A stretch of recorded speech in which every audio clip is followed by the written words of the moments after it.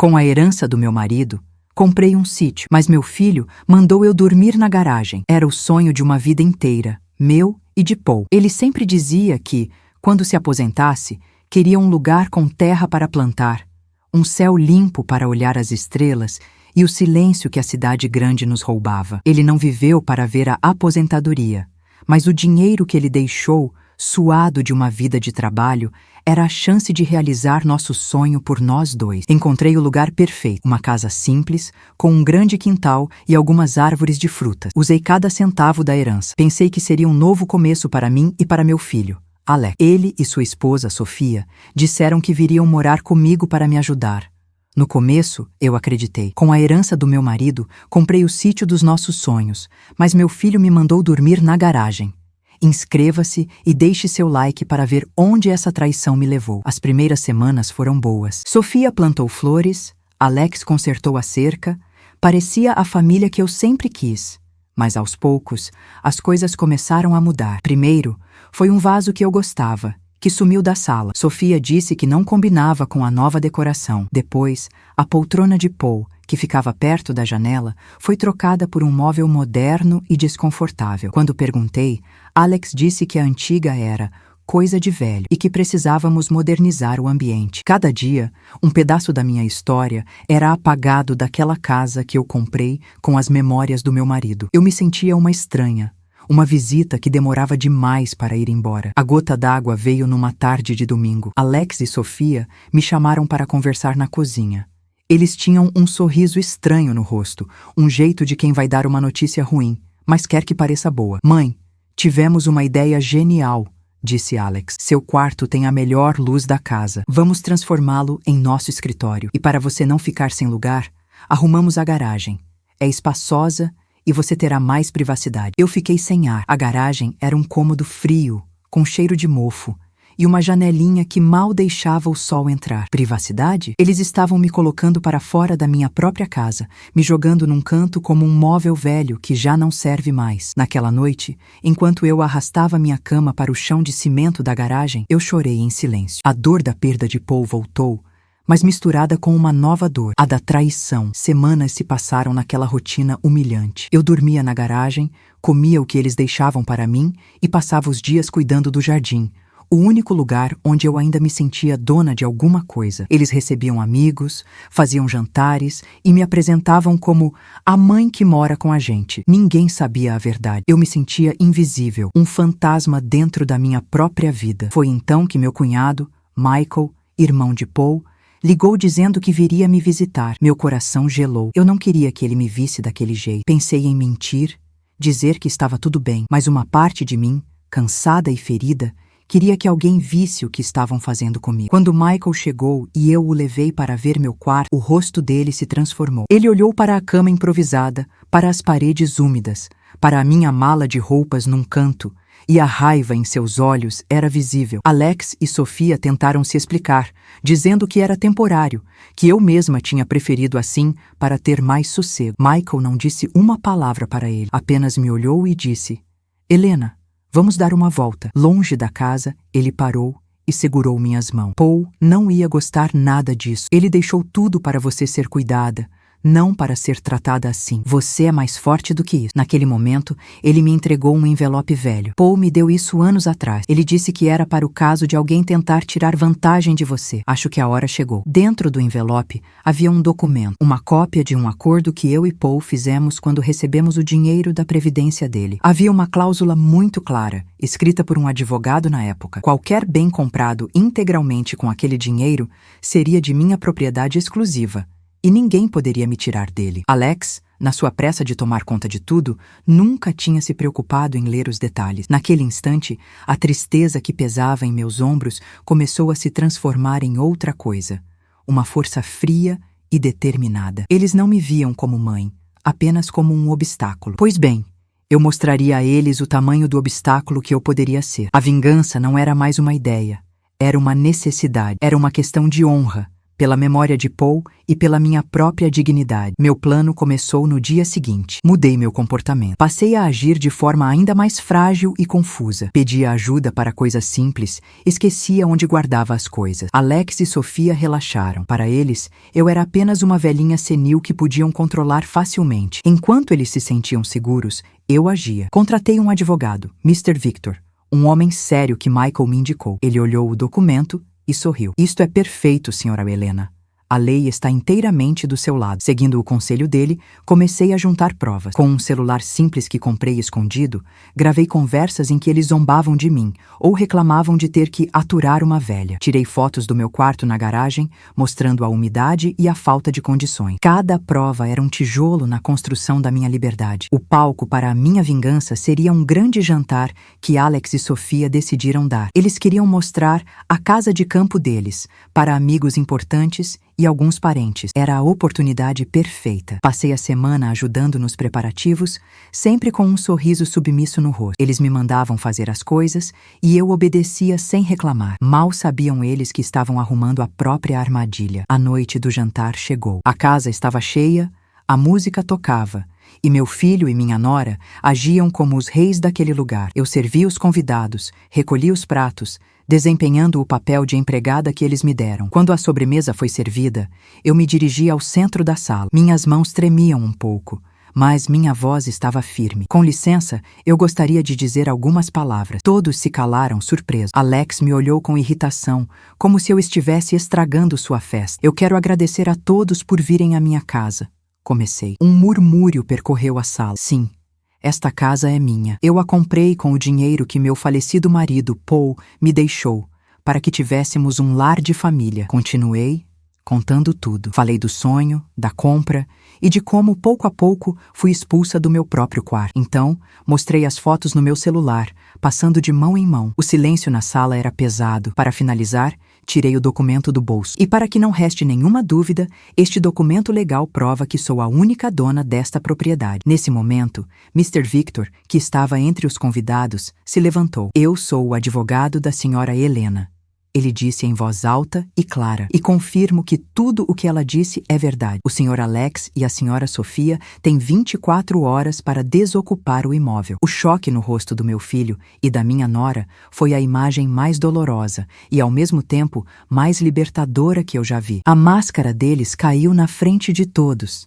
Eles tentaram gritar, me chamar de mentirosa, de ingrata, mas ninguém acreditou. A festa acabou em um silêncio constrangedor. Na manhã seguinte, eles foram embora sem dizer uma palavra. A casa ficou vazia e silenciosa. Eu caminhei por cada cômodo, tocando nos móveis, abrindo as janelas. Voltei para o quarto com a melhor luz da casa. Não senti alegria, mas senti paz. A vingança não me trouxe felicidade, mas me devolveu a dignidade. Eu aprendi que a família pode ser a fonte da maior dor, mas também que dentro de nós existe uma força que nem imaginamos ter. Ali, naquela casa silenciosa, honrando a memória de Paul, eu finalmente estava em casa. Os dias que se seguiram foram estranhos, preenchidos por um silêncio que tinha dois lados. Havia o silêncio da paz, aquele que eu e Paul tanto sonhamos, o som do vento nas árvores e o canto dos pássaros. Mas havia também um outro silêncio, pesado e vazio, no lugar onde antes existiam as vozes de Alex e Sofia. Eu andava pela casa como se estivesse reaprendendo o caminho. A primeira coisa que fiz foi tirar minhas coisas da garagem. Arrastei a cama de volta para o meu quarto, o quarto com a melhor luz, e senti o sol no meu rosto pela manhã. Foi um alívio simples, mas profundo. Depois, comecei a desfazer as mudanças deles. O móvel moderno e desconfortável da sala foi para a varanda, e eu coloquei um pano sobre ele, como se quisesse esconder uma memória ruim. Aos poucos, a casa voltava a ser minha, mas cada canto me lembrava da batalha que precisei travar para tê-la de volta. Eu não sentia alegria, apenas um cansaço imenso, como se tivesse voltado de uma longa e dolorosa viagem. Michael me ligou algumas vezes para saber como eu estava. A voz dele era uma âncora no meio da minha solidão. "Você está bem, Helena?" Ele perguntava. "Estou, Michael. Estou em paz", eu respondia. E era verdade, mas uma paz frágil. Nas noites mais quietas, a dor da traição do meu filho voltava a me assombrar. Eu me perguntava onde tinha errado, o que eu poderia ter feito de diferente para que ele não se tornasse aquela pessoa. A imagem do rosto dele, chocado e furioso durante o jantar, não saía da minha cabeça. Era o rosto de um estranho que eu havia criado. Para não me afundar nesses pensamentos, eu me dedicava ao jardim com toda a minha energia. Cuidar da terra, ver as sementes brotarem, era uma forma de provar a mim mesma que a vida continuava, que era possível florescer mesmo depois da tempestade. O jardim se tornou o meu refúgio, o único lugar onde as memórias de Paul eram puras, sem a mancha do que aconteceu depois. Uma tarde, enquanto eu podava as roseiras, ouvi uma voz me chamar do portão. Era uma vizinha, uma senhora chamada Ana que morava na casa do outro lado da rua. Eu a via de longe às vezes, mas nunca havíamos conversado. Ela tinha um sorriso gentil e segurava uma pequena torta nas mãos. Eu vi que seus parentes foram embora, ela disse, escolhendo as palavras com cuidado. Pensei em trazer isso para você. Às vezes, um pouco de doce ajuda. Eu a convidei para entrar e sentamos na varanda. Ela não fez perguntas sobre o que aconteceu. Em vez disso, falou sobre suas flores, sobre o tempo, sobre a vida simples no campo. A presença dela era leve e reconfortante. Pela primeira vez em muito tempo, eu não me senti completamente sozinha. Naquela tarde, conversando com Ana, percebi que a família que perdemos pode, às vezes, ser substituída pela família que escolhemos, mesmo que seja uma amizade que nasce de forma inesperada. A calmaria, no entanto, foi quebrada uma semana depois. Meu celular, o mesmo que usei para juntar as provas, vibrou com uma mensagem de um número desconhecido. Meu coração apertou antes mesmo de eu ler. Era Alex. As palavras eram duras, cheias de raiva e acusações. Ele me chamava de cruel. Dizia que eu o tinha humilhado na frente de todos e que eu preferia uma casa vazia a ter o próprio filho por perto. Ele escreveu que eu e Sofia estávamos morando de favor na casa de amigos, que a vida dele estava arruinada e que a culpa era toda minha. Cada palavra era uma facada. Por um momento, a velha culpa de mãe ameaçou me dominar. Pensei em responder, em me defender, em tentar explicar, mas então eu respirei fundo e me lembrei do frio da garagem, do cheiro de mofo e da sensação de ser invisível. A mensagem dele não era um pedido de desculpas, era mais uma tentativa de manipulação. Ele não estava arrependido pelo que fez, estava com raiva por ter sido descoberto. Com os dedos tremendo, eu apaguei a mensagem e bloqueei o número. Foi um ato de autopreservação. Eu o amava. Ele era meu filho, mas eu precisava me amar também. Naquela noite, peguei uma caixa velha que guardava as fotos de Paul. Havia uma dele sorrindo, encostado em uma cerca, com o sol se pondo ao fundo. Era assim que eu queria me lembrar dele. Feliz e em paz. E era assim que eu queria viver. A vingança tinha sido um caminho escuro e necessário, mas eu não podia continuar morando nele. Eu precisava encontrar a luz novamente. No dia seguinte, fiz algo que vinha adiando. Fui até o centro da cidade e comprei uma pequena muda de cerejeira. Voltei para casa e a plantei no lugar mais bonito do jardim, onde o sol da manhã batia primeiro. Enquanto cavava a terra, eu não pensava em Alex ou em Sofia. Eu pensava em Paul, no nosso sonho, e pensava em mim, no meu futuro. Aquela árvore era um símbolo, era uma promessa de novos começos, de raízes fortes e de flores que ainda viriam. Eu não sabia o que o futuro me reservava, e a dor da perda do meu filho talvez nunca desaparecesse por completo. Mas ali, com as mãos sujas de terra, sob o céu limpo que Paul tanto amava, eu senti que, finalmente, estava plantando a minha própria paz. Eu estava em casa, de verdade, e pela primeira vez, a casa não parecia mais vazia, parecia cheia de possibilidades. Os meses que se seguiram foram de uma tranquilidade que eu quase não sabia mais como era. A cerejeira que plantei fincou raízes, e seus pequenos galhos pareciam se esticar para o céu com uma teimosia silenciosa, um espelho da minha própria recuperação. Minha amizade com Ana, a vizinha de sorriso fácil, floresceu de forma natural. Quase toda tarde, ela aparecia com uma xícara de chá ou um pedaço de bolo, e sentávamos na varanda, conversando sobre coisas simples. Ela nunca me perguntou diretamente sobre Alex e Sofia. Acho que ela entendia que certas feridas precisam de silêncio para cicatrizar. Com ela, aprendi a rir de novo, a encontrar alegria no voo de um beija-flor ou no cheiro da terra molhada depois da chuva. A casa, que antes parecia um campo de batalha, agora era um santuário. Eu estava, pela primeira vez, construindo uma vida que era apenas minha. Essa paz, no entanto, foi testada em uma manhã de outono. O carteiro deixou uma correspondência que não era uma conta ou um panfleto. Era um envelope pardo, com um selo oficial que fez meu estômago gelar. Minha primeira reação foi pânico. Pensei que era Alex, tentando algo novo, Talvez uma ação na justiça para reivindicar parte da casa. A ideia de voltar para aquela escuridão, para as salas de advogados e as acusações, era insuportável. Deixei a carta sobre a mesa da cozinha por horas, andando ao redor dela como se fosse uma bomba prestes a explodir. Cada vez que meu olhar caía sobre o envelope, a imagem da garagem úmida voltava à minha mente. Finalmente respirei fundo e liguei para Michael. Eu não conseguiria enfrentar aquilo sozinha. Michael, chegou uma carta. Parece oficial.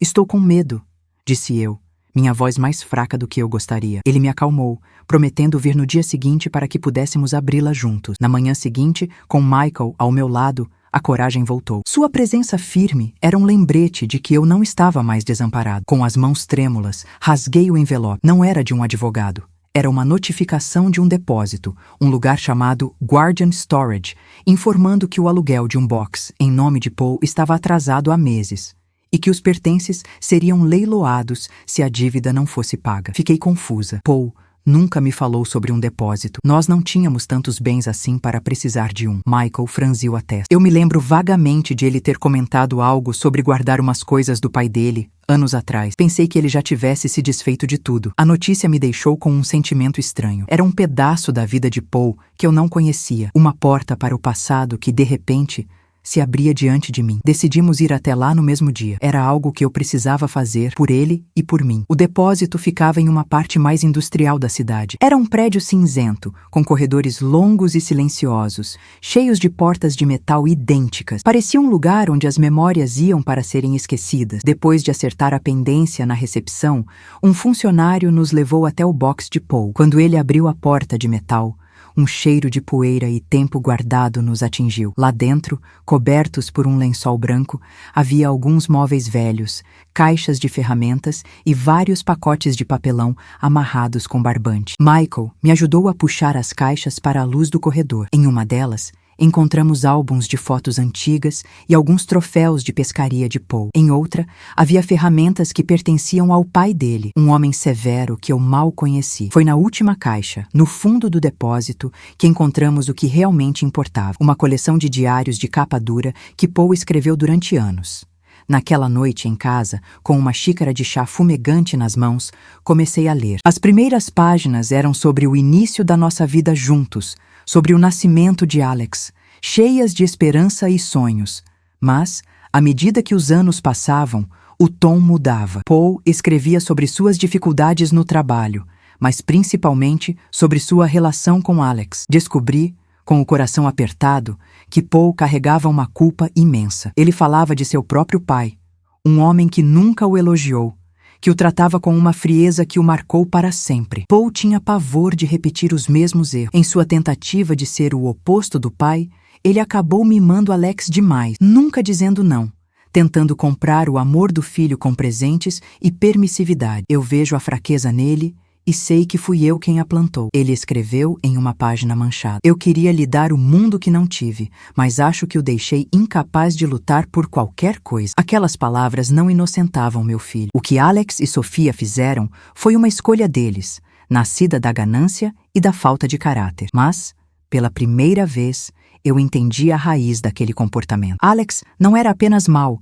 ele era fraco, um produto do amor equivocado de um pai que tentava curar as próprias feridas através do filho. A raiva que eu sentia por Alex começou a se misturar com uma tristeza profunda, uma compaixão dolorosa por Paul e pelo ciclo de dor que ele, sem querer, perpetuou. A vingança me devolveu a casa, mas aquela descoberta me deu algo mais complicado: entendimento. Fechei o último diário e senti o peso nos meus ombros diminuir. A história não era tão simples quanto eu pensava. Ninguém era puramente vilão ou vítima. Éramos todos apenas pessoas, tentando e falhando. No dia seguinte, guardei os diários em uma caixa de madeira no meu armário. Eles não eram para serem lidos por mais ninguém. Eram um segredo entre mim e a memória do meu marido. Não mudavam o que aconteceu, mas mudavam a forma como eu carregaria o futuro. Mais tarde, Ana me chamou do portão. Helena, venha ver.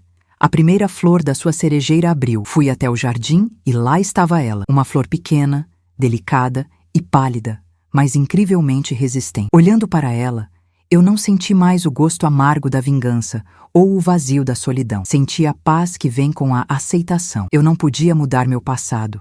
Não podia consertar meu filho, mas podia cuidar do meu jardim, podia cultivar minhas amizades e honrar as memórias complexas de quem amei. Ali, sob o sol da tarde, eu finalmente entendi que o verdadeiro lar não era apenas a casa, mas a tranquilidade que eu estava, aos poucos, aprendendo a construir dentro de mim. Com o passar das estações, a vida no sítio encontrou seu próprio ritmo, calmo e previsível. A cerejeira, antes um galho frágil, agora tinha folhas fortes e prometia mais flores no ano seguinte. Minha amizade com Ana se tornou um dos pilares da minha nova vida. Não havia mais a necessidade de tortas ou desculpas para uma visita. Ela simplesmente aparecia, e eu a recebia com um bule de chá pronto. Nós criamos uma rotina confortável, cuidando das nossas plantas, trocando receitas simples e compartilhando o silêncio sem que ele se tornasse pesado. Ela me ensinou a fazer compotas com as frutas do meu quintal e eu a ajudei a consertar sua cerca velha. Juntas, preenchemos o vazio que a minha antiga família havia deixado, não com barulho, mas com uma presença constante e gentil. Aos poucos, a imagem do rosto furioso de Alex foi se desbotando, tornando-se uma memória distante, como uma fotografia antiga que perdeu a cor. Eu estava curando, não esquecendo, mas aprendendo a viver com a cicatriz. Em uma tarde quente de verão, enquanto eu regava as roseiras, o som de um carro parando em frente ao meu portão me sobressaltou. Meu coração disparou por um instante, um eco do medo antigo. Eu espiei por entre as folhas e vi uma figura saindo do veículo. Era Alex, mas não o Alex confiante e arrogante que eu conhecia. Este homem estava mais magro, com olheiras profundas e roupas amassadas. Ele não tentou abrir o portão, apenas ficou ali, parado na estrada de terra, com os ombros caídos, olhando para a casa como se não tivesse o direito de se aproximar. Fiquei paralisada por um longo momento, uma batalha silenciosa acontecendo dentro de mim. Uma parte de mim, a mãe, sentiu uma pontada de pena. A outra parte, a mulher que dormiu no chão frio da garagem, sentiu um calafrio de alerta. Respirei fundo, deixei o regador no chão e caminhei lentamente até o portão, parando do lado de dentro, com a grade de ferro entre nós. "O que você quer, Alex?" perguntei, e minha voz saiu mais firme do que eu esperava. Ele levantou o olhar e vi o desespero em seus olhos. "Mãe, eu sinto muito", ele gaguejou. "Sofia me deixou. Ela disse que eu era um fracassado, que não consegui manter nem a casa que era nossa. Perdi o emprego, não tenho para onde ir." As palavras dele eram um roteiro de autopiedade. Ele começou a chorar, um choro feio, de quem está acostumado a conseguir o que quer com lágrimas. Ele me contou que estava dormindo no carro há 3 dias. Pediu para voltar. Disse que faria qualquer coisa, que seria o filho que eu sempre quis. Enquanto ele falava, as palavras de Paul nos diários ecoavam na minha cabeça. Eu não via um monstro na minha frente, mas algo talvez pior. Um homem adulto que nunca tinha crescido. Um menino fraco que culpava o mundo por suas próprias escolhas erradas. A pena que eu senti se misturou com uma clareza fria e triste. Ele não estava arrependido, estava desesperado. Ele não queria a mim, queria um teto. "Eu não posso deixar você entrar, Alex", eu disse. E cada palavra pesava 1 tonelada. O choro dele parou, substituído por um olhar de choque. "Mas eu sou seu filho", ele protestou, como se esse fato apagasse tudo o que ele tinha feito. "Sim, você é", respondi com calma. "E por eu ser sua mãe, eu sei que se eu te deixar entrar, nada vai mudar. Você vai ficar por umas semanas, talvez meses, e então, aos poucos, você vai começar a me culpar de novo. Vai dizer que sua vida deu errado por minha causa, porque eu te humilhei, e eu vou acabar na garagem outra vez." Eu olhei fundo nos olhos dele, querendo que ele entendesse. "Eu te perdoo, Alex. Não por você, mas por mim. Eu preciso me livrar dessa raiva para poder viver em paz. Mas perdoar não significa que eu confio em você. E eu não posso mais viver com medo dentro da minha própria casa." Ele ficou em silêncio, a raiva começando a tomar o lugar da tristeza em seu rosto. Ele não entendia. Ele só via a rejeição. Fui para dentro de casa. Peguei meu talão de cheques e uma caneta. Voltei ao portão e preenchi uma folha com uma quantia considerável. Não era uma fortuna, mas era o suficiente para ele alugar um lugar simples por alguns meses e se reerguer. Estendi o cheque através das grades. "Pegue isso", eu disse. "É para você recomeçar, em outro lugar. É a última ajuda que eu vou te dar. Daqui para frente, você está por sua conta. Eu te amo porque você é meu filho, mas preciso me amar também." Ele olhou para o cheque, depois para mim, com uma mistura de desprezo e necessidade. Por um momento, achei que ele fosse recusar, gritar comigo, mas a fraqueza que Paul descreveu venceu. Ele arrancou o papel da minha mão sem dizer uma palavra, deu as costas, entrou no carro e foi embora, levantando uma nuvem de poeira que demorou a baixar. Eu fiquei ali, segurando a grade fria do portão, até o som do motor desaparecer completamente. Eu não chorei, senti apenas um vazio imenso, a dor final de cortar um laço que já estava podre. Naquela noite, Ana me encontrou sentada na varanda, olhando para as estrelas que Paul tanto amava. Ela não perguntou o que tinha acontecido, mas acho que ela sabia. Apenas sentou-se ao meu lado e segurou minha mão. As estrelas estão bonitas hoje, ela disse baixinho. Sim, estão, respondi. Ficamos em silêncio por um longo tempo. O toque da mão dela na minha era mais reconfortante do que qualquer palavra. Olhando para o céu escuro, eu entendi que algumas perdas são necessárias. Eu perdi um filho, mas ganhei a mim mesma de volta. A vingança me devolveu a casa. O perdão me devolveu a paz. E a amizade me lembrava que, mesmo depois da maior das tempestades, a vida sempre encontra um jeito de plantar novas sementes. Ali, na quietude da noite, com uma amiga ao meu lado e um jardim à minha frente, eu finalmente me senti completa. A casa não estava mais cheia de fantasmas ou possibilidades. Estava cheia de vida. A minha vida. 2 anos se passaram. A poeira que o carro de Alex levantou naquele dia finalmente baixou. E com ela, a agitação no meu coração. A vida encontrou um ritmo sereno, marcado pelas estações do ano e pelo crescimento lento e teimoso da minha cerejeira. Ela já não era um galho frágil, mas uma pequena árvore cheia de vida, cujas folhas verdes e fortes eram uma promessa de que a beleza sempre volta. Minha amizade com Ana se aprofundou, transformando-se em algo tão natural quanto respirar. Não precisávamos mais de motivos para nos vermos. Muitas vezes, ela simplesmente trazia sua cadeira para a minha varanda e ficávamos juntas, lendo ou apenas observando o movimento das nuvens, em um silêncio que curava. Juntas, criamos um pequeno negócio de compotas e geleias, usando as frutas do meu quintal. Vendíamos na feira da cidade aos sábados. Era um trabalho simples, que sujava as mãos de terra e açúcar, mas que me dava um propósito e uma alegria que eu não sentia há muito tempo. A casa, antes um palco de dor e traição, agora cheirava a canela, a morango e a paz. Numa tarde de primavera,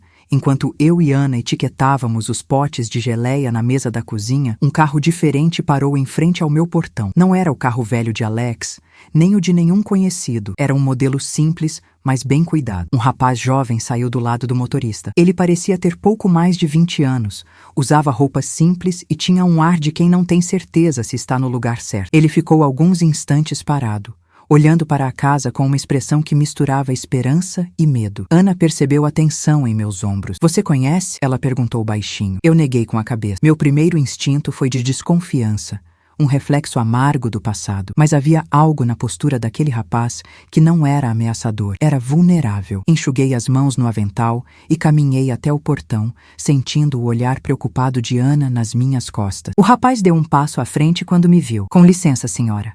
Eu estou procurando por um homem chamado Paul. Ele mora aqui? A pergunta me atingiu como uma pedra. Falar o nome de Paul em voz alta ainda trazia uma pontada de saudade. Paul era meu marido, respondi, minha voz um pouco mais baixa do que o normal. Ele faleceu há alguns anos. O rosto do rapaz se transformou. A esperança sumiu, dando lugar a uma decepção tão profunda que eu quase pude senti-la fisicamente. Seus ombros caíram. Ah, eu sinto muito. Eu não sabia, ele disse, olhando para os próprios pés. Meu nome é Victor. Minha mãe me disse que ele talvez fosse meu pai. O mundo pareceu parar por um segundo.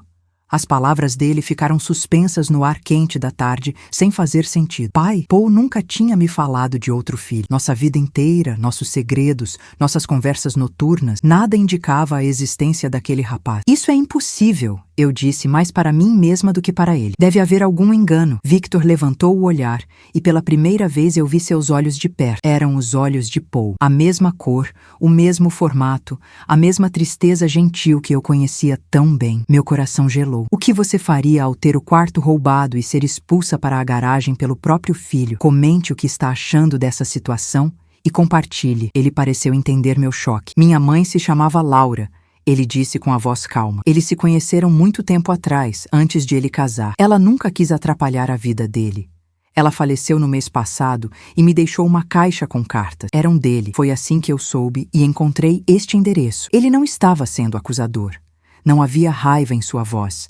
Apenas uma busca por respostas que ele achou que encontraria ali. Pedi que ele esperasse e voltei para dentro, trêmulo. Contei tudo para Ana, que me abraçou forte. O que eu faço? Sussurrei. A paz que eu levei anos para construir parecia estar se desfazendo como um castelo de areia. Ana segurou meu rosto entre as mãos. Você vai fazer o que seu coração mandar.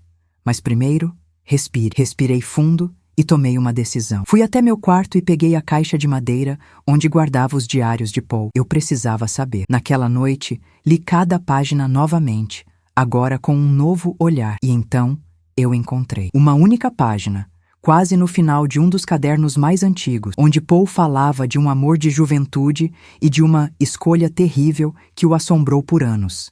Ele escreveu: deixei para trás mais do que memórias. Deixei uma parte de mim. Que Deus me perdoe por minha covardia. Aquelas palavras não eram uma confissão completa, mas eram o suficiente. A dor da traição era diferente desta vez. Não era a traição egoísta de Alex, mas a dor de um segredo guardado por um homem bom. Talvez por medo, talvez por vergonha. Paul não era perfeito. Ele era humano, com falhas e arrependimentos profundos que ele carregou em silêncio. A imagem idealizada que eu guardava dele se quebrou, mas em seu lugar surgiu algo mais real e, de certa forma, mais profundo. Era o retrato de um homem que, como todos nós, cometeu erros e tentou viver com eles da melhor maneira que pôde. A raiva que eu esperava sentir não veio. O que veio foi uma compaixão imensa por ele, pela jovem Laura e pelo menino que cresceu sem pai. No dia seguinte, Victor voltou, como eu pedi. Eu o convidei para entrar e servi uma xícara de chá, minhas mãos finalmente firmes. Sentamos na varanda, no mesmo lugar onde eu e Ana passávamos nossas tardes. Eu não questionei sua história. Em vez disso, abri a caixa de fotos de Paul e comecei a contar quem ele era. Falei sobre seu amor pelas estrelas, sobre como ele roncava baixinho, sobre sua mania de colecionar ferramentas que nunca usava. Falei sobre seus sonhos e seus medos. Victor ouvia em silêncio, os olhos cheios de lágrimas que ele não derramava. Ele me contou sobre sua vida, sobre como foi criado por uma mãe forte e amorosa, mas que sempre sentiu a falta de uma peça em seu quebra-cabeça. Ele não queria dinheiro, ele não queria a casa. Ele só queria conhecer o pai através das minhas memórias. Naquele momento, olhando para aquele rapaz que tinha o sorriso de Paul, eu entendi que a vida estava me dando uma escolha. Eu podia me fechar na minha dor, proteger meu pequeno mundo de paz a qualquer custo. Ou eu podia abrir o portão. Podia aceitar que a família não é apenas o que nascemos para ter, mas também o que escolhemos acolher. Aquele sítio, comprado com a herança de Paul, era o legado dele, e Victor era parte daquele legado, uma parte que havia se perdido, e que finalmente encontrou o caminho de casa. Minha paz não foi destruída, ela apenas se expandiu para dar lugar a mais uma pessoa. Naquela tarde, enquanto o sol se punha, eu, Ana e Victor plantamos juntos uma nova muda de roseira ao lado da cerejeira. E eu soube, com uma certeza que aquecia a alma, que meu jardim estava finalmente completo. Os meses que se seguiram à chegada de Victor foram como uma longa e calma respiração depois de uma corrida desesperada. A nossa pequena rotina se ajeitou de um jeito tão natural que parecia que sempre tinha sido assim. O negócio de compotas e geleias cresceu e, aos sábados, nossa barraca na feira da cidade vivia cheia. Victor tinha um talento especial para organizar tudo e conversar com as pessoas. Seu sorriso gentil era um espelho do sorriso de Paul. Ele não me chamava de mãe, e eu não o chamava de filho. Éramos Helena e Victor, duas pessoas unidas pela memória de um homem complicado e amado, construindo algo novo sobre as fundações do passado. Ana continuava sendo a rocha de sempre. E nós três formamos uma família improvável, unida não por sangue, mas por escolha. A casa, que um dia foi um campo de batalha, agora era um refúgio que cheirava a frutas, cozinhando lentamente no fogão. Uma tarde, enquanto limpávamos os potes na cozinha, Victor me fez uma pergunta que eu não esperava. Helena, você acha que ele se arrependeu? Ele disse em voz baixa, sem me olhar diretamente. Ele estava se referindo a Paul. A decisão de tê-lo mantido em segredo. Eu parei o que estava fazendo e olhei para o rapaz, que tinha a mesma expressão pensativa do pai. Eu não acho, Victor. Eu tenho certeza, respondi. Nos diários, ele não escreveu sobre isso muitas vezes, mas quando escreveu, a dor era clara. Acho que ele carregou essa culpa a vida inteira. Ele não era um homem mau.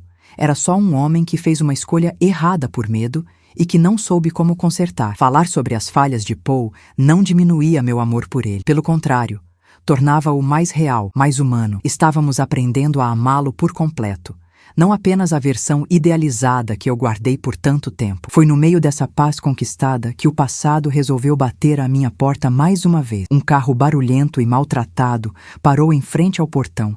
E meu coração deu um solavanco de reconhecimento. Não era Alex, era Sofia. Ela desceu do carro e sua aparência me chocou. As roupas caras foram substituídas por peças gastas e sem cor. O cabelo, antes sempre perfeito, estava preso de qualquer jeito, e seu rosto carregava uma amargura que o tempo tinha aprofundado. Ela não parecia triste ou arrependida, parecia faminta, como um animal selvagem procurando uma presa. Ela marchou até o portão e agarrou as grades com as duas mãos, seu olhar passando por mim e cravando em Victor, que tinha vindo para a varanda ver o que estava acontecendo. Então é verdade, ela disse, a voz arranhada e cheia de desprezo. Você não perdeu tempo, não é? Mal se livrou de um filho e já arrumou outro para colocar no lugar. Um aproveitador qualquer que apareceu para roubar o que é do Alex por direito. As palavras dela eram veneno puro, destinadas a ferir, a criar o caos. Mas, para minha surpresa, elas não me atingiram como antes. Eu não senti raiva, nem medo. Senti uma pena imensa. Ali, agarrada ao meu portão, não estava uma vilã poderosa, mas uma mulher quebrada, que tinha perdido tudo porque nunca soube o valor de nada que não pudesse ser comprado. Ana apareceu ao meu lado, um apoio silencioso e firme. Antes que eu pudesse responder, Victor deu um passo à frente. Sua calma era o oposto perfeito da fúria de Sofia. A senhora está enganada, ele disse com firmeza. Eu não quero nada que não seja meu. E a única coisa que eu vim buscar aqui foram memórias. Não vim tirar o lugar de ninguém. Até porque o lugar de um filho não se tira, se conquista. E pelo que eu soube, o seu marido nunca se interessou em conquistar o dele. A resposta de Victor foi como um balde de água fria. Sofia ficou sem palavras por um instante, o rosto vermelho de raiva. Ela estava preparada para uma briga, para gritos, para uma cena. Não estava preparada para a dignidade. Foi então que eu caminhei até o portão, parando a poucos centímetros dela, com o ferro nos separando. Acabou, Sofia, eu disse, e minha voz era a mais serena que eu já tive. Não há mais nada para você aqui. Esta casa não é mais um prêmio, não é uma herança a ser disputada. É o meu lar. O lar que eu construí com a minha paz, com a minha amiga e com o irmão que o meu filho nunca soube que tinha. Você e o Alex fizeram suas escolhas. Vocês escolheram a ganância em vez da família. E olhe onde isso os trouxe. Eu olhei fundo nos olhos dela. Eu não te desejo mal. Eu de verdade espero que você encontre um caminho, mas ele não passa mais pelo meu portão. Ela me encarou, procurando qualquer sinal de fraqueza, qualquer rachadura na minha calma para poder atacar, mas não encontrou. O que ela viu foi uma mulher que não tinha mais medo dela, uma mulher que já tinha sido jogada no chão de cimento de uma garagem e que por isso mesmo não podia mais ser derrubada. A raiva em seu rosto se desfez, dando lugar a uma expressão de derrota vazia. Ela soltou as grades como se queimassem, sem dizer mais uma palavra. Ela se virou, entrou no carro e acelerou, levantando a mesma nuvem de poeira que Alex tinha levantado meses antes. Mas desta vez, eu não senti um vazio, senti um alívio. Era o ponto final definitivo em um capítulo doloroso da minha vida. Quando o som do motor sumiu, um silêncio se instalou entre nós. Ana apertou meu ombro de leve. Victor olhou para mim e em seus olhos havia um respeito profundo. Ela não vai mais voltar, ele disse, mais como uma afirmação do que uma pergunta. Não vai, concordei. Voltamos para a varanda e nos sentamos, observando o sol começar a descer no horizonte, pintando o céu com cores quentes. Naquele momento, eu entendi algo importante. A vingança me devolveu a casa, o perdão me devolveu a paz, mas foi o amor que construiu um lar de verdade, um lar com portas abertas para quem chega com o coração bom e com portões fortes para manter do lado de fora tudo aquilo que tenta nos destruir. Olhei para a minha cerejeira, mais forte a cada dia, e para a roseira que plantamos juntos. Meu jardim não estava apenas completo, ele estava protegido. A poeira que o carro de Sofia levantou assentou devagar, e com ela, uma camada de silêncio definitivo cobriu aquele capítulo da minha vida. Não celebramos, não precisávamos. A vitória não foi sobre ela, mas sobre o medo que ela representava. A nossa paz era real, conquistada com muito esforço, e agora sabíamos que ela era forte o suficiente para resistir a qualquer tempestade. A vida retomou seu curso, não como um rio que volta ao seu leito antigo, mas como um que encontra um novo caminho, mais largo e mais sereno. Os meses se transformaram em um ano, depois 2. O negócio das compotas, que chamamos de O Pomar de Helena, virou um sucesso na região. Deixamos a barraca na feira e abrimos uma pequena loja na cidade. Um lugar charmoso, com cheiro de canela e fruta fresca. Victor se revelou um administrador nato, cuidando dos pedidos e das finanças com uma competência que me deixava orgulhosa. Ana, com sua sabedoria tranquila, continuava sendo o coração de tudo. A pessoa que garantia que, em meio ao trabalho, nunca nos esquecêssemos de viver. Nós 3 éramos uma equipe, uma família tecida com fios de respeito, carinho e memórias compartilhadas. Em uma tarde de outono, enquanto fechávamos a loja, um homem elegante parou na porta. Ele era mais velho, com cabelos grisalhos bem cortados e um terno que parecia caro demais para a nossa cidade pequena. Seus olhos, no entanto, eram inconfundíveis. Eram os olhos de Paul, mas sem o brilho sonhador. Eram olhos cansados, calculistas. Meu coração reconheceu o perigo antes que minha mente pudesse nomeá-lo. Era Michael, o irmão de Paul, o marido de Sofia. Ele não se aproximou com a fúria da esposa. Pelo contrário, seu sorriso era contido, quase triste. Helena? Ele perguntou, a voz suave. Faz muito tempo. Você está ótima. Victor, que limpava o balcão, parou e olhou para o homem, depois para mim, buscando uma resposta. Eu senti seu corpo enrijecer ao meu lado, um protetor silencioso. Eu respirei fundo, buscando a calma que havia cultivado por tanto tempo. Michael, o que você quer? Perguntei, sem rodeio. A gentileza dele era uma máscara, e eu não tinha intenção de brincar de teatro. Ele ignorou minha pergunta direta e voltou seu olhar para Victor. O sorriso dele se alargou um pouco. E você deve ser o Victor. Eu sou seu tio, Mike. Ouvi falar muito de você. A palavra tio pairou no ar, pesada e estranha. Victor não respondeu, apenas assentiu com a cabeça, seus olhos fixos nos meus. Michael continuou, seu tom cheio de um arrependimento ensaiado. Eu vim pedir desculpas pela Sofia. Ela não está bem desde que tudo aconteceu. A perda do dinheiro, do status. Ela nunca soube lidar com isso. As coisas que ela disse, as atitudes dela, foram imperdoáveis. Eu sei disso, e eu sinto muito. Ele parecia sincero. Se eu não conhecesse a história, se eu não soubesse do que aquela família era capaz, talvez eu acreditasse. Mas a memória da garagem fria e do rosto cruel de Alex ainda vivia em algum lugar dentro de mim. O que você quer, Michael?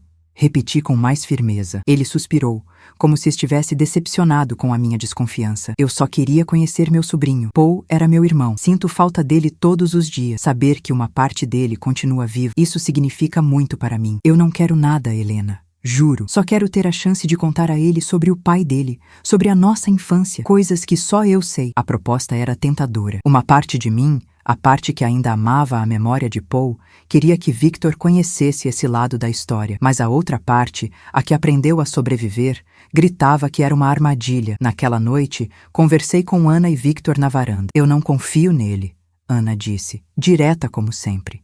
É a mesma ganância da Sofia, só que vestida com roupas melhores. Victor ficou em silêncio por um longo tempo, olhando para as estrelas, assim como Paul costumava fazer. Eu sei que é perigoso, ele disse finalmente, a voz baixa. Mas eu gostaria de ouvir. Gostaria de saber como ele era quando criança. Se ele se parecia comigo. O desejo em sua voz era puro, uma busca genuína por identidade. Olhei para aquele rapaz, tão forte e ao mesmo tempo tão vulnerável em sua busca por um pai que nunca teve, e tomei uma decisão. Tudo bem, eu disse. Nós vamos ouvi-lo, mas faremos isso juntos.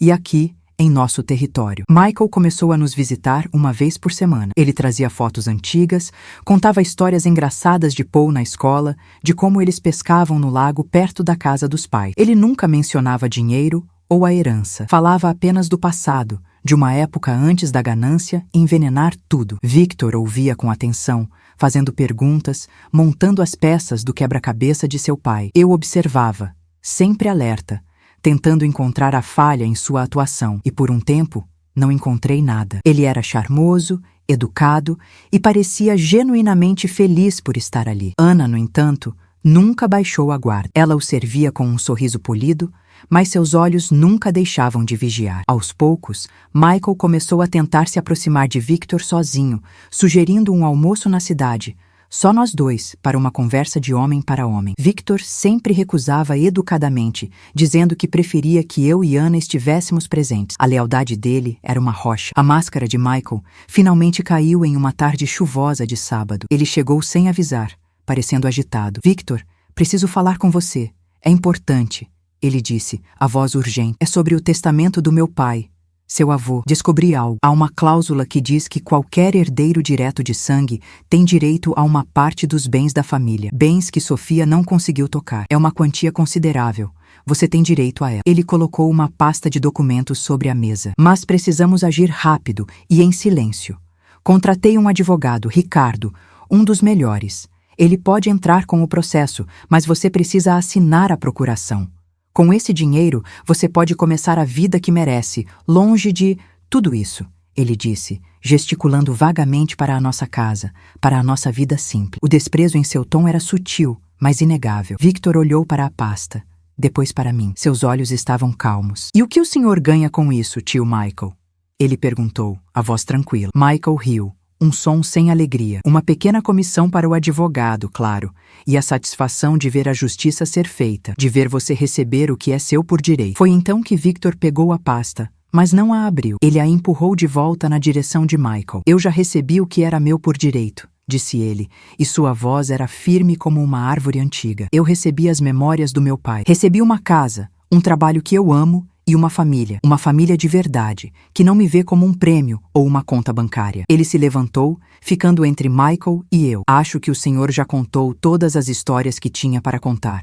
A visita acabou. O rosto de Michael se transformou. O verniz de simpatia se estilhaçou, revelando a mesma feiura gananciosa que eu tinha visto em Sofia. Você é um tolo, ele cuspiu as palavras. Está jogando fora uma fortuna por causa dessa mulher e de um negócio de geleias. Você é um sangue ruim. Igual a sua mãe, satisfeito com migalhas. Antes que eu pudesse reagir, Ana, que ouvia tudo da cozinha, apareceu na porta da sala segurando uma pesada panela de ferro. Acho que você já falou o que tinha para falar, ela disse, a voz perigosamente calma. O portão é naquela direção, e eu sugiro que você não olhe para trás. Michael nos fuzilou com o olhar.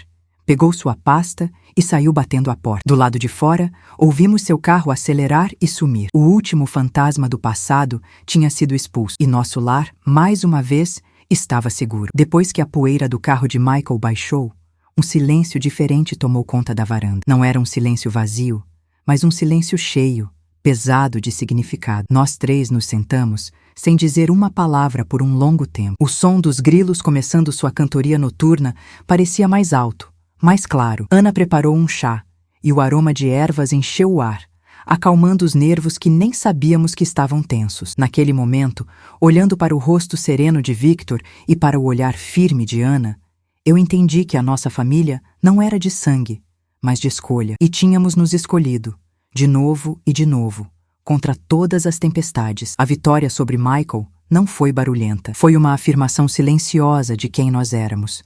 Ele veio com a promessa de um mundo de dinheiro e poder, mas nós já tínhamos algo que dinheiro nenhum podia comprar. Um lugar para chamar de lar. Naquela noite, dormi o sono mais profundo em anos. Um sono sem fantasmas e sem medo do que o amanhã traria. Os anos seguintes foram a prova de que a paz pode criar raízes e florescer. O pomar de Helena deixou de ser apenas nosso sustento para se tornar um pequeno ponto de encontro na cidade. A loja era nosso orgulho, com suas prateleiras de madeira cheias de potes coloridos e o cheiro doce que abraçava quem entrava. Victor se tornou um homem de negócios respeitado, mas nunca perdeu a simplicidade. Ele ainda era o primeiro a chegar para cuidar das árvores e o último a sair da loja, sempre com um sorriso. Ana, com seus cabelos já quase todos brancos, era a alma do lugar. As pessoas vinham não só pelas compotas, mas também por uma palavra de conselho ou um momento de conversa com ela. Eu me via cercada por um tipo de amor que eu achava que tinha perdido para sempre com Paul. Era um amor construído sobre as ruínas da dor, mais forte e mais consciente. Nós não éramos apenas sobreviventes,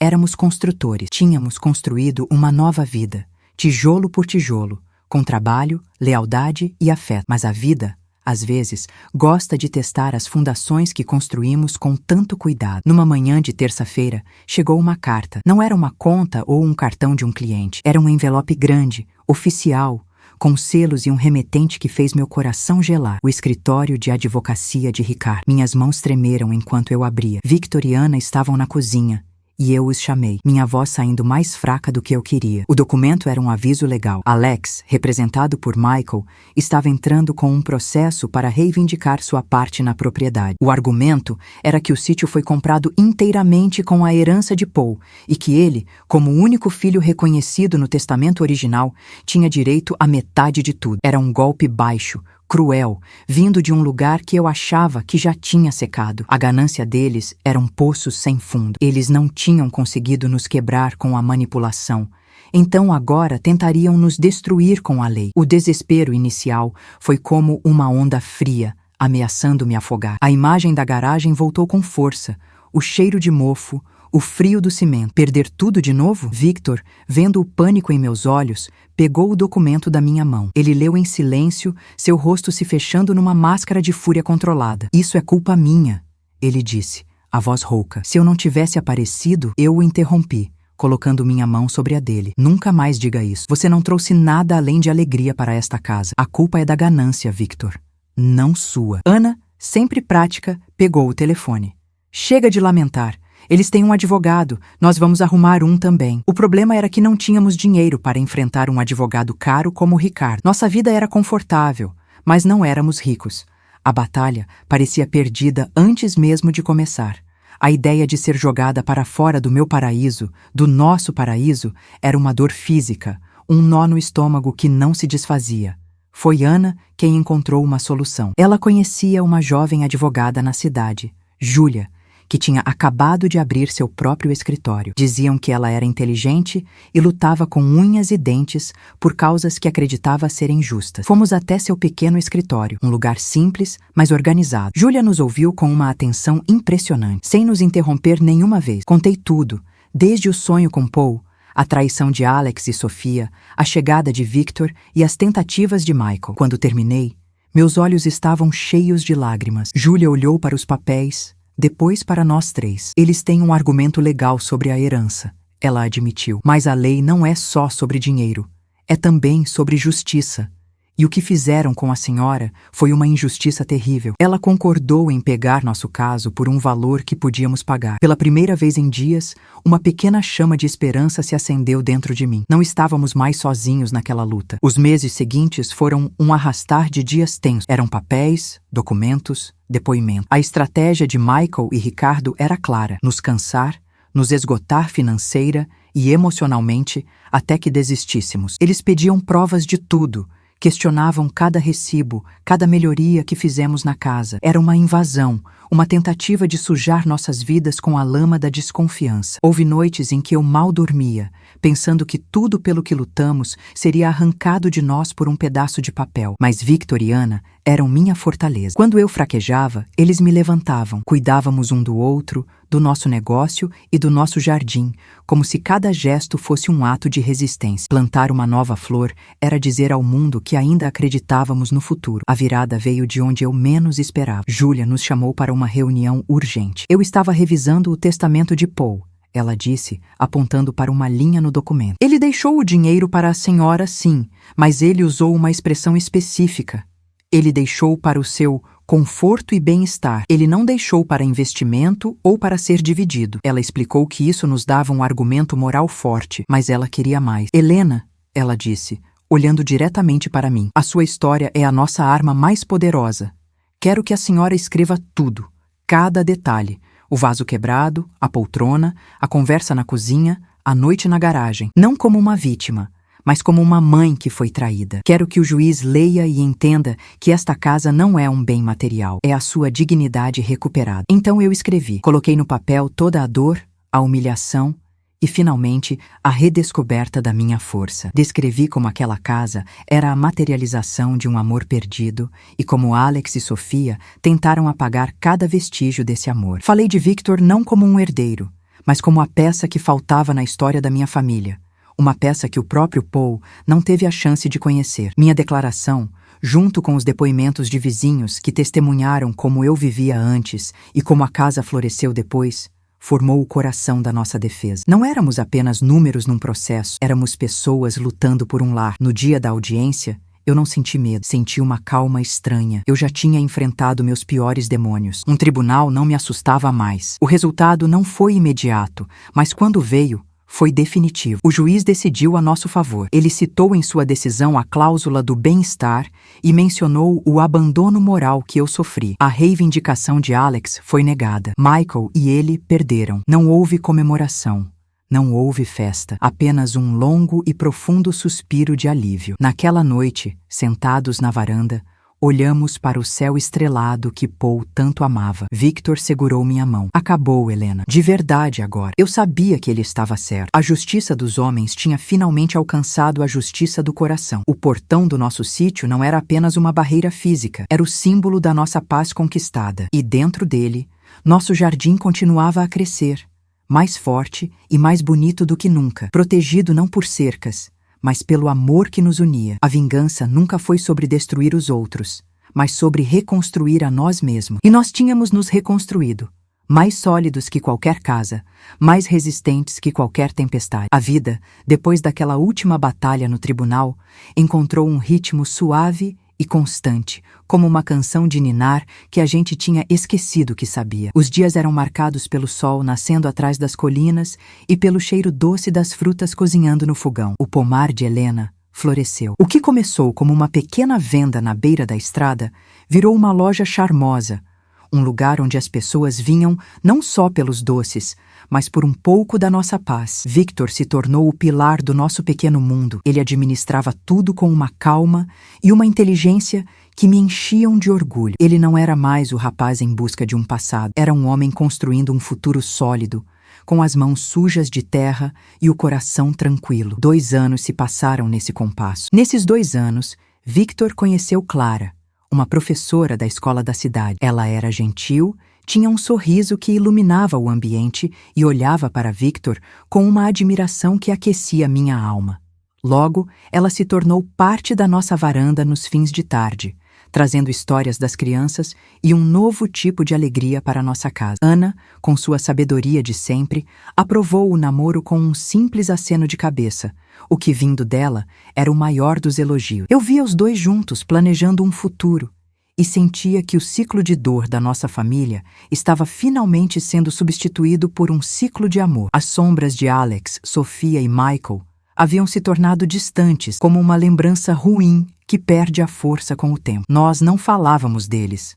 Era uma regra não dita para proteger nossa felicidade. Mas o passado, por mais que a gente o enterre, às vezes deixa uma raiz teimosa para trás. Numa tarde de outono, enquanto eu e Ana separávamos as melhores maçãs para uma nova leva de geleia, o telefone de casa tocou. Era um número desconhecido. Atendi com a voz alegre de sempre, esperando ser um cliente.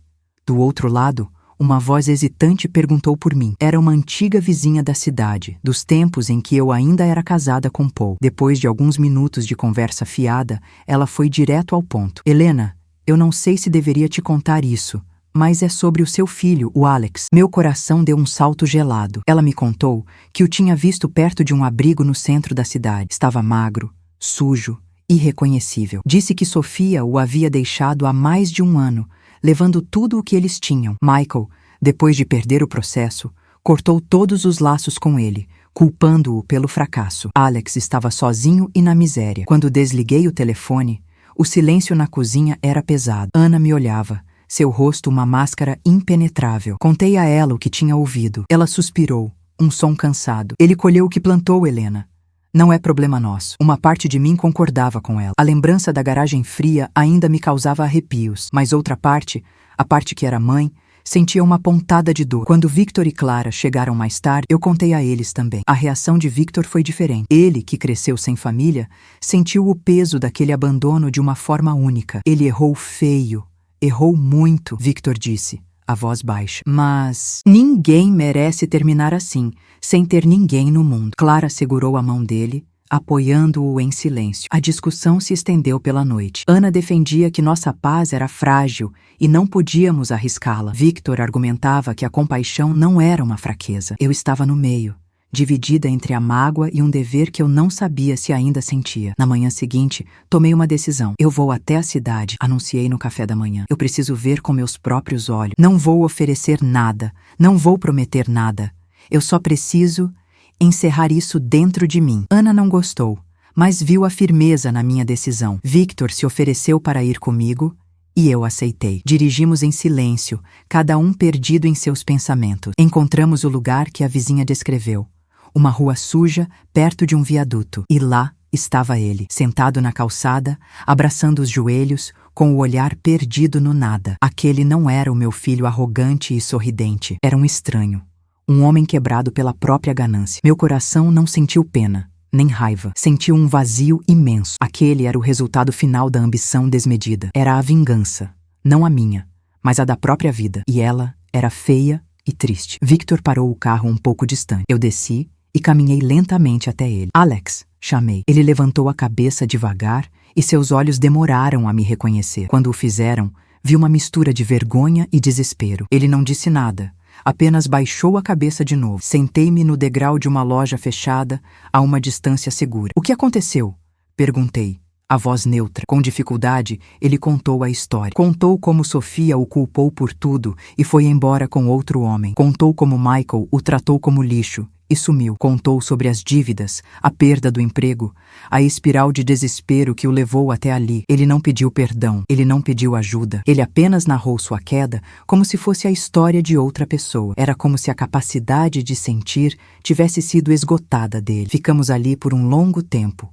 O barulho da cidade ao nosso redor. Eu olhei para aquele homem e entendi que a minha vingança não era vê-lo sofrer. A minha vitória já tinha acontecido no dia em que eu escolhi a mim mesma.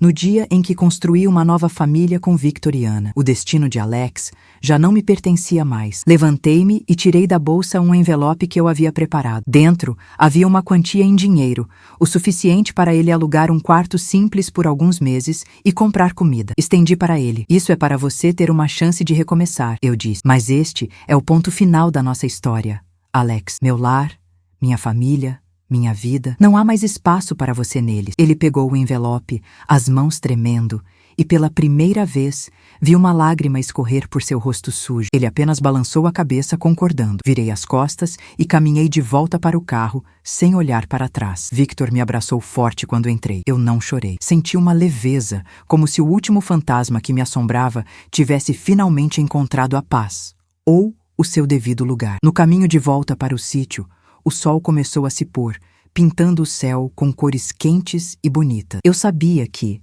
ao chegar em casa, Ana estaria nos esperando com um chá quente e Clara com um sorriso acolhedor. Minha família, a família que eu escolhi e que me escolheu. A vingança, eu percebi naquele momento, não era sobre destruir quem nos feriu. Era sobre ter o poder de fechar a porta do passado com gentileza e a força para nunca mais tentar abri-la. E a minha porta, finalmente, estava fechada para sempre. Nosso jardim estava seguro. Minha casa virou prisão, e meu filho me mandou para a garagem. O que você achou dessa reviravolta chocante? Inscreva-se para mais histórias intensas como esta.